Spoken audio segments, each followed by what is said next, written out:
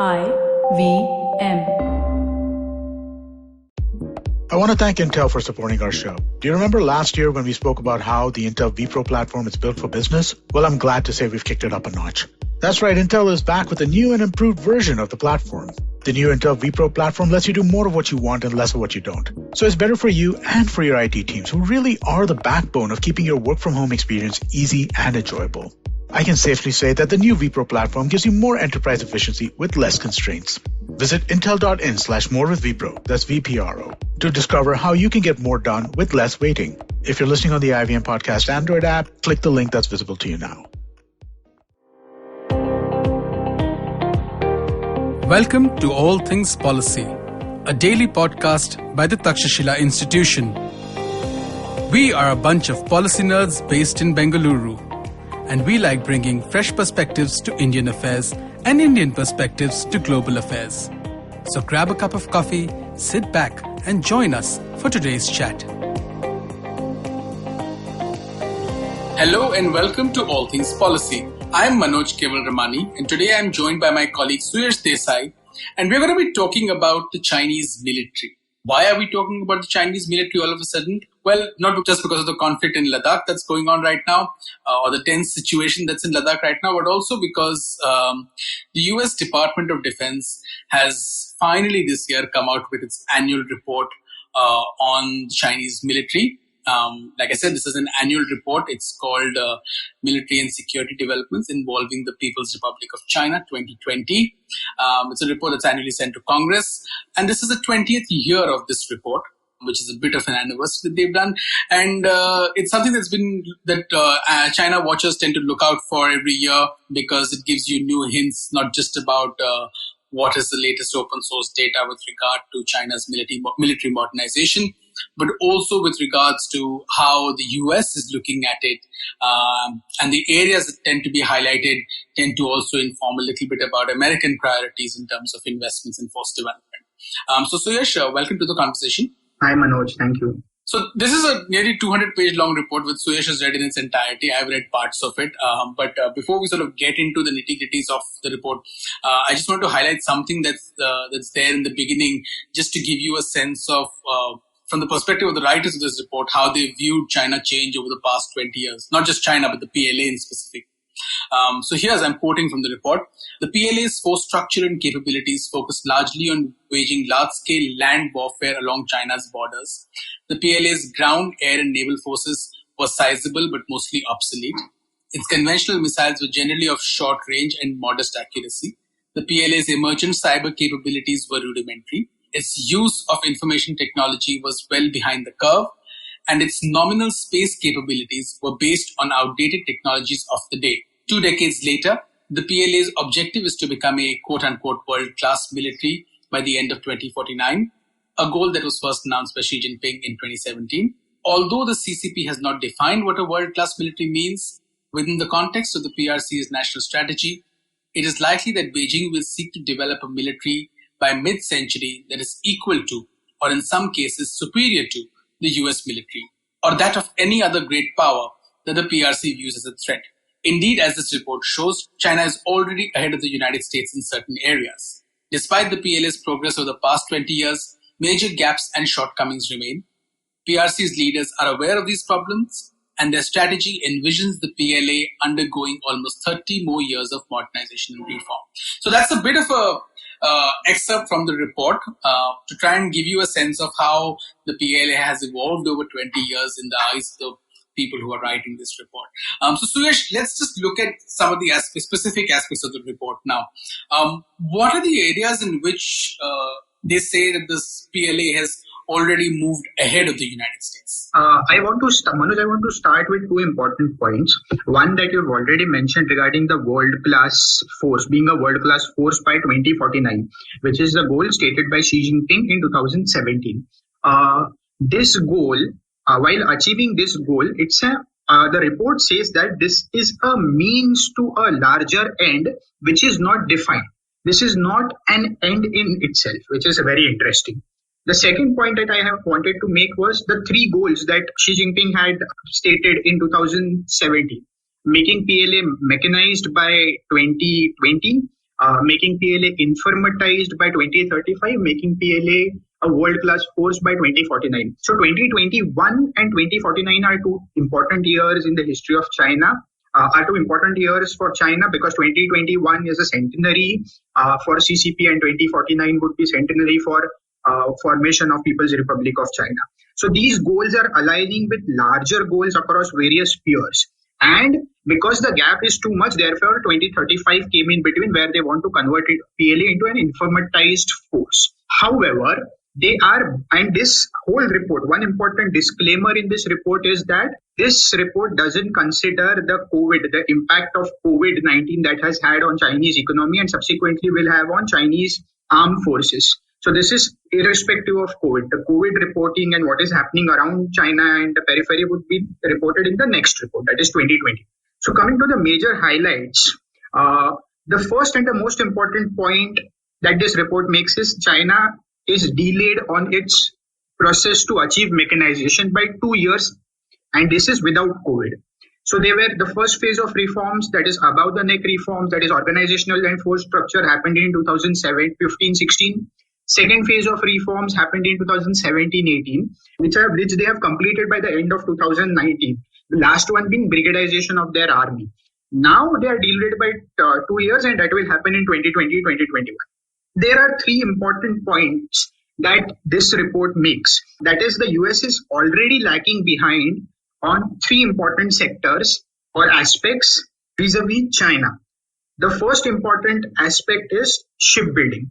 The report states that we all know that China in 2018 overtook the United States and now is the biggest navy in the region and the world. And this is comparing all their vessels. Because of the churning rate of ship, that is 1.8 or 2.8 per year. I don't remember the exact number. Second one, China has land-based ICBMs and cruise missiles more than the US. As in, the combination is more than US, and some of the aspects are not with the US forces as well. And third one, China is working very hard towards attaining integrated missile defense system. And integrated missile defense system is in case of China, is a combination of imports and indigenous technology. Imports being S-300 and S-400, which they got from Russia, and indigenous technology. So they are developing a very credible defense system with, of course, aim of deterring the United States' first attack. So these are the important three aspects where China, as per this report, is already ahead of United States. It's really interesting that they talk about shipbuilding as something, firstly, where the Chinese are ahead of the United States. I mean, given the fact that the US Navy, although China may be the largest naval force, China may have the largest naval force today, the nature of vehicles, the advancement of vessels, and the ability and the experience to conduct sort of those far seas operations, basing in different parts of the world where your interests sort of need to be protected. Those are areas and those are parameters sort of which are fundamental to any sort of country's naval prowess, right? I mean, it's well and good to have the industrial capacity and the shipbuilding capacity to be able to churn out a large number of vessels. And by no means am I discounting that. Yet, to make sure that those are sort of the most modern vessels is much more than just manufacturing capacity. For example, when you develop aircraft carriers, the sort of launch technology on the aircraft carrier, the takeoff technology in the aircraft carrier makes a difference. Likewise, the experience of operating in terrains far away from your shores and sort of soft and hard basing agreements that you may end up having with countries which allow you to not just dock at ports and stay there and undertake maintenance and refueling and the rest of it, but also create that presence that you can dominate a certain territory or that you can actually protect your interests in certain territory. I mean, in that sense, those are sort of strategic sort of imperatives, right? And in that sense, I think the Chinese are still far behind the US in terms of those, right? Does the report talk about that? I agree with you, Manoj. And the report also states that, but doesn't deep dive into it. But there are 2 points in the observations that you have made.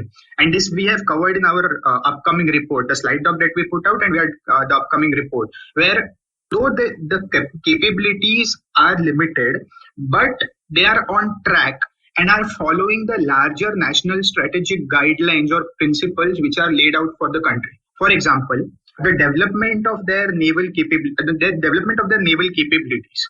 They started with corvettes and frigates, which are essential, or a smaller auxiliary ships, which are essentially for their near sea protection.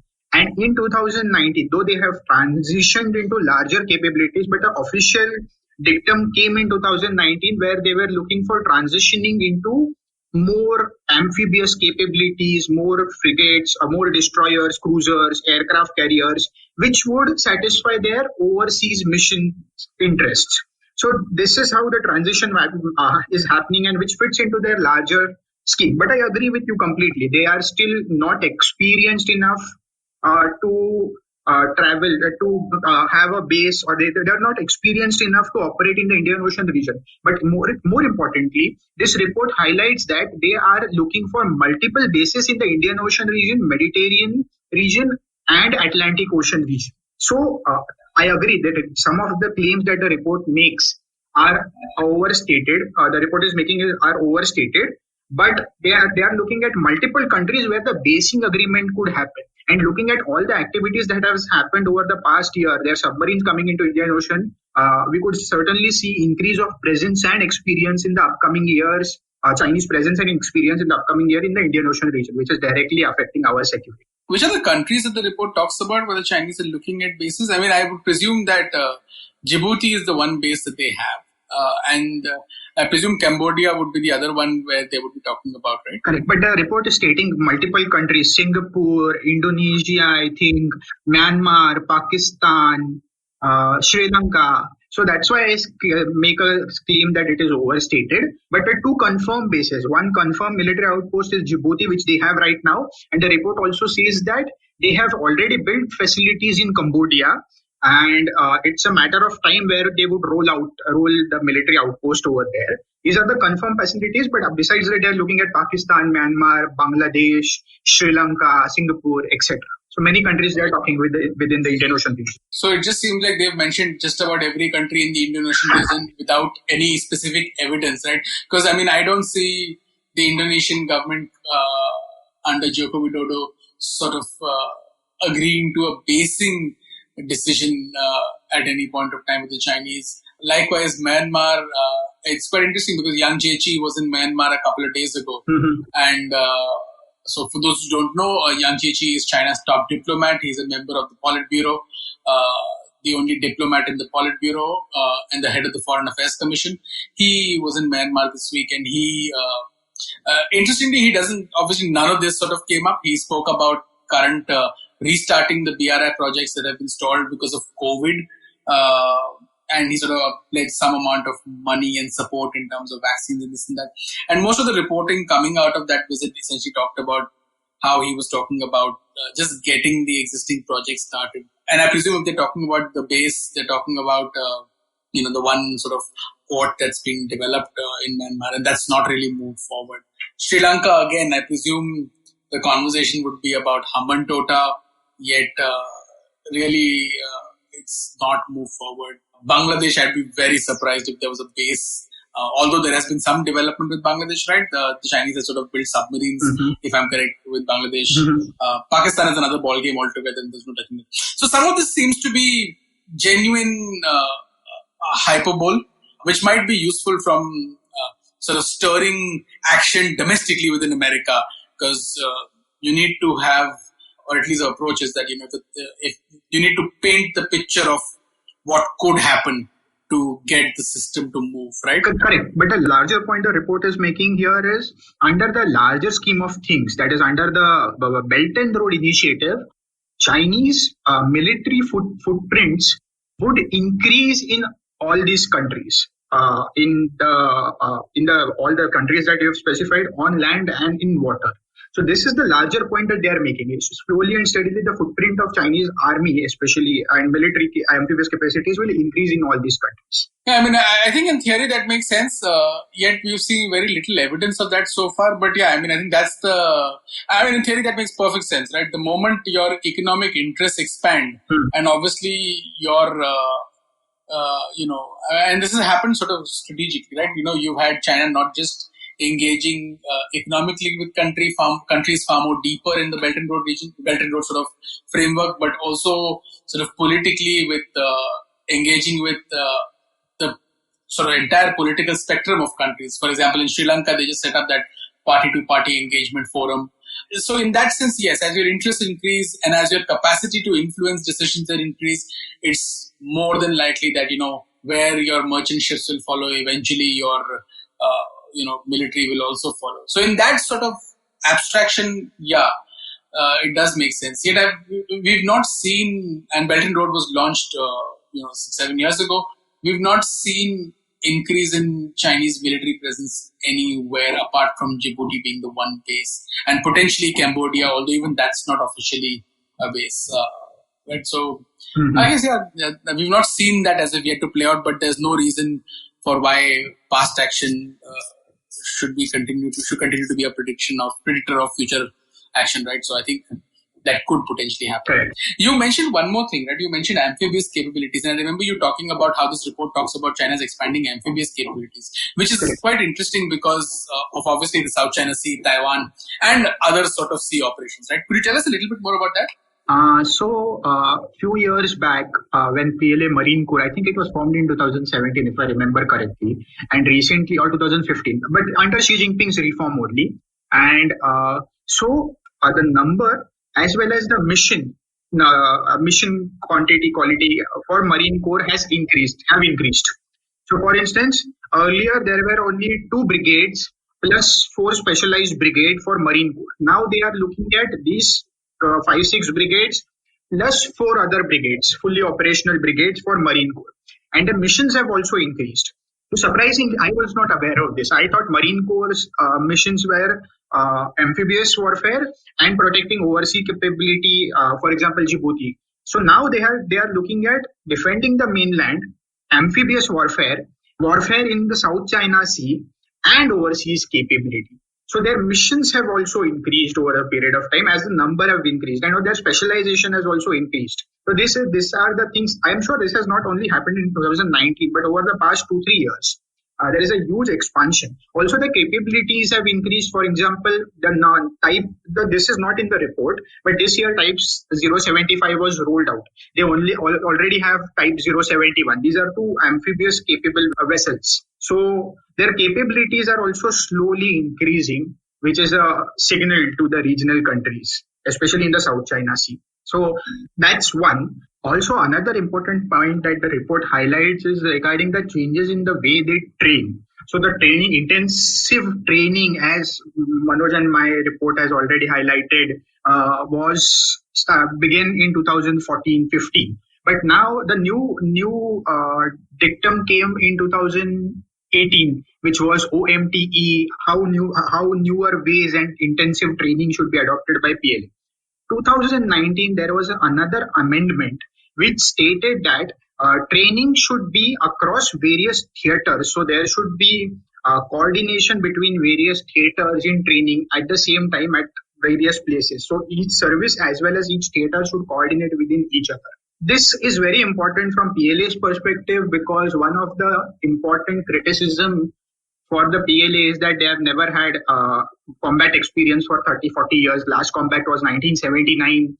And training is they are suffering from peace disease. Peace disease is essentially peacetime training habits which would impact PLA during wartime.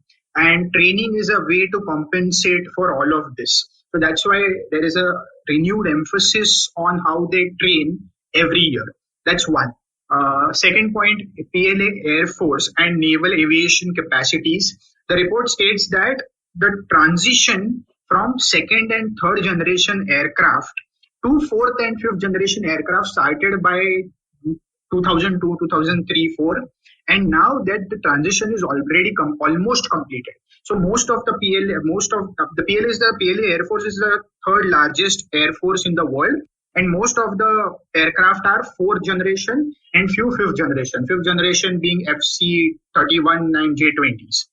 That's regarding PLA Air Force. We have already talked about Marine Corps and the amphibious capabilities, and Navy being the highest of that.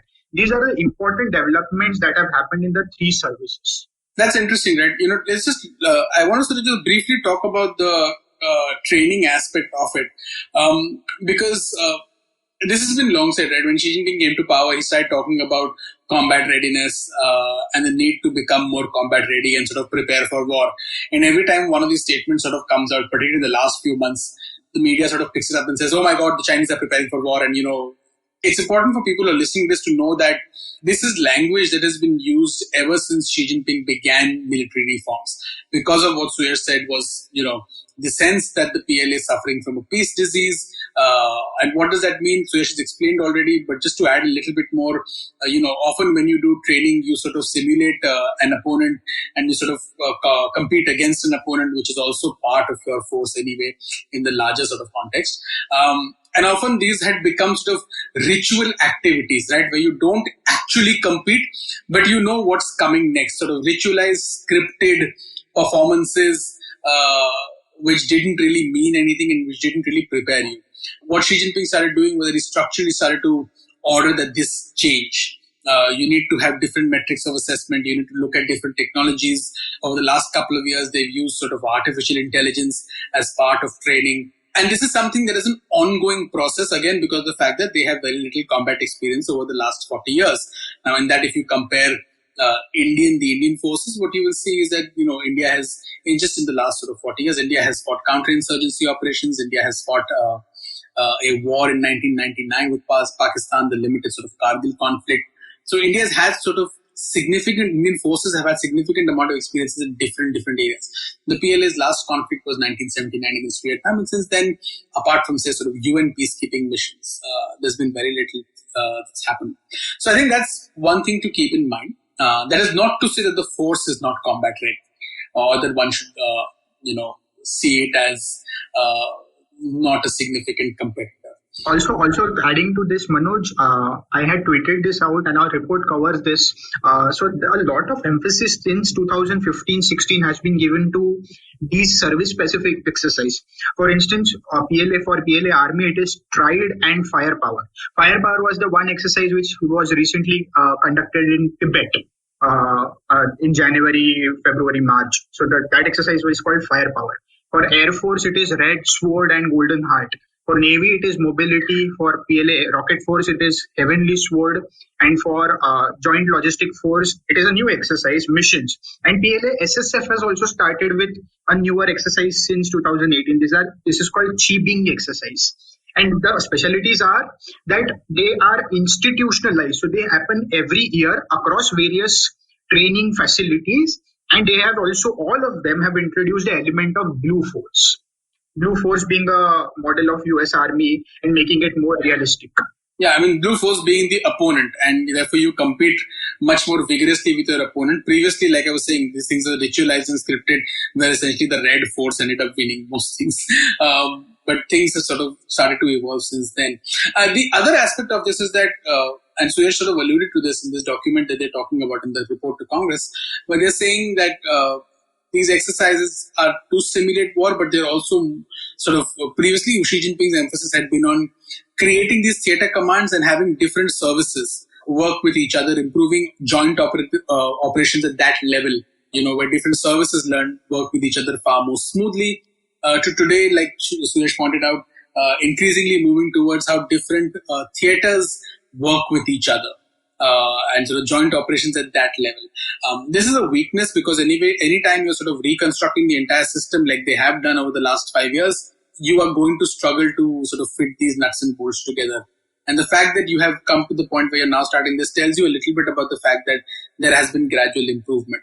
Does it mean that the system will work seamlessly in case of conflict? Of course not. But it means that there's been greater attention paid to it, and that tells you a little bit about top level command over the force structure. Suyash, going from that, let's go to sort of the last aspects, which was, I think you were talking about the nuclear aspect, right? Correct. So there is a lot of development in that, as in the report, though it covers only a page of it, but it talks a lot about nuclear aspect. In case of nuclear, there is a lot of things that this report highlights. First one is the launch on warning posture, ambiguity due to duality of missile capabilities, tactical nuclear weapons, and this is something very interesting, though it's only a paragraph, but it is something very new, and the nuclear triad. I'll start with tactical nuclear missile. This is the discussion, Manoj. Remember, we had 2 weeks ago, 2 or 3 weeks ago. And it is very surprising that the report says that China, the discussions within the PLA, especially retired officers, is regarding development of tactical nuclear weapon. But if now looking at NFU posture, if they are developing tactical nuclear weapon, everything would be changed.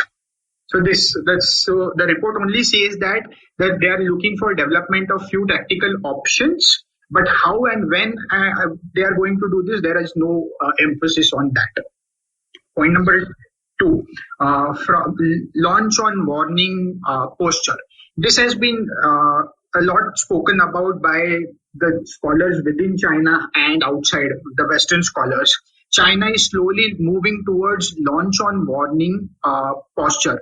That is because there is a doubt whether they would be able to survive the first strike, perhaps could be from the United States. And whether the second strike would be capable enough. For that, launch of warning would come into play. Launch on warning is immediately after the first strike is launched, in the first or second stage of the first strike by the opponent, strike takes place by China. This is how launch on warning is defined. But for this to happen, NFU has to go out. So again, NFU is in serious question when these two aspects come into play. These are the two aspects that the report talks about. So I think the sort of tactical nuclear weapons bit is interesting, yet there is really little to no literature to talk about that. And when you look at it from China's sort of strategic posture and its interest, it makes really very little sense for it to develop tactical nuclear weapons. But it'd be interesting to actually see Chinese literature discussing this. What would low-yield nuclear weapons provide Beijing with? So it'd be interesting to actually see literature on it. On the other thing, I mean, you can easily justify NFU even with launch on warning posture. Although launch on warning posture, as General Menon, if anybody's heard him speak about it, will tell you that will imply significant changes in the entire force posture. And that will be really, really difficult to carry out, really not just difficult, but also expensive, and it will require massive reorganization. So, and none of that there's no evidence of that happening. So therefore, it tells you that even though there may be discussions about it amongst retired military personnel, it doesn't seem to have reflected in any policy decision. But if it's just from a narrative point of view, one can quite comfortably move to launch on warning while saying that you are maintaining NFU. You're just saying that we are defining first use as actual launch rather than strike. So if we believe that the enemy has launched a nuclear device, a nuclear weapon targeting us, then we don't need to wait for it to hit, but we will launch back. And that's again an aggressive deterrent posture as opposed to. But there is a problem here, Manoj. So, for example, in a normal NFU that India and China employs, you have enough time. So the second strike is as per your will and decision whenever you want. For example, the first strike happened today. We can do second strike after 2 days, 4 days, and which gives them enough time to think. Now, if you mix ambiguity with NFU, for instance, an opponent country attacks with a conventional missile, which can also hold a nuclear missile. And if China confuses conventional missile for nuclear missile and launches on warning, then it would be a massive problem. So this is how launch on warning is very problematic, because the time that you have is not more than 15 to 20 minutes. Yeah, but the decision there is to whether you will exercise that. The decision is so. I think that sort of, if you go back to the Cold War, that was sort of classic dilemma that existed, right? About how do you detect and what do you detect, particularly given the nature of ambiguity in terms of missiles, and that will remain. But moving to that posture would not necessarily imply using it. It would imply that is an option, and therefore I would see it as from a deterrence point of view, rather than saying that that is exactly how they would do things. I mean, we don't know. This is a hypothetical conversation anyway, because the Chinese have not suggested that they want to move to this in any sort of official capacity. And even if they were to say that they want to do this in an official capacity, that would entail a whole lot of force restructuring, none of which we have seen at the moment, or there is no evidence of that. So at the moment, this sounds like a conversation which is rather hypothetical. Both of these aspects, tactical nuclear weapons, although I would be very interested in understanding what are the sources for the report in terms of what are the conversations that they considered valued enough to be creating some degree of to be giving them legitimacy by including them in this report, by saying that this is one of the things that is being considered, because retired personnel don't necessarily reflect policy options all the time. Third important point from the nuclear perspective is the ambiguity. Now we've spoken about LOW and missile ambiguities within US. You turn that around, and so the carrier killer missile, which can also deploy conventional as well as nuclear missile. For instance, hypothetically, if China launches that as a conventional missile, and because of the ambiguity, it is assumed as a nuclear missile, that creates problem for China. So ambiguity is also a lot of problem that this report emphasizes on. Yeah, I think the ambiguity from their point of view is also, again, it's from a deterrence point of view largely. And yes, it comes with its own challenges indeed, I agree. The idea of that is that it creates, the objective I presume is to create a deterrence effect. I mean, if you're launching a missile targeted at a carrier, whether it's within the South China Sea or whether it's within the Indian Ocean, I presume you're not interested in launching a nuclear missile. You're not interested in launching a nuclear warhead. You're interested in launching a carrier killer because you would be able to, disable a carrier in that sense. So I don't think that's. But if you're looking to strike mainland US territory, for instance, Guam base or Japan base, using that. Yeah, if you're looking to targeting, yes, exactly, one of those sort of bases, then and again, the implications of using a nuclear warhead within your peripheral region are far different than actually using it further abroad. And again, I think from China's sort of nuclear policy point of view, and you've also read Taylor Fravel's book, he talks about how this is the one thing that has not been left to the generals and has been left largely with the party leadership because they wanted to control this as closely as they could. So that's another sort of interesting data point to take over. So Suyash, any sort of last other points from the report that we should know about before we wrap up? One point, China is looking to develop the nuclear triad now. They have re-emphasized on their airborne capacity, which is through H-6N variant.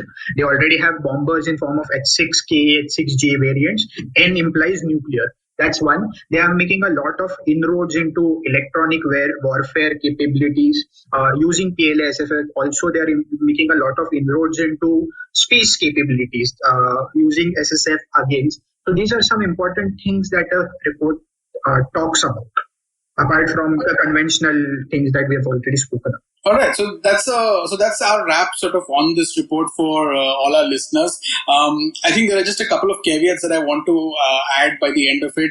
Firstly, this is a report prepared for the US government to consider. So that's the first thing that you need to keep in mind whenever you read any of these. And you need to think of the objective behind the report is, of course, to inform, but to also stimulate debate in areas that are deemed as significant from a policy point of view from the US Department of Defense. That's the one thing to sort of keep in mind when you read these reports. The second thing is that these are great resources from a data point of view in terms of what are the sort of data points in terms of number of ships, different kinds of ships, the division of the armed forces, and so on and so forth.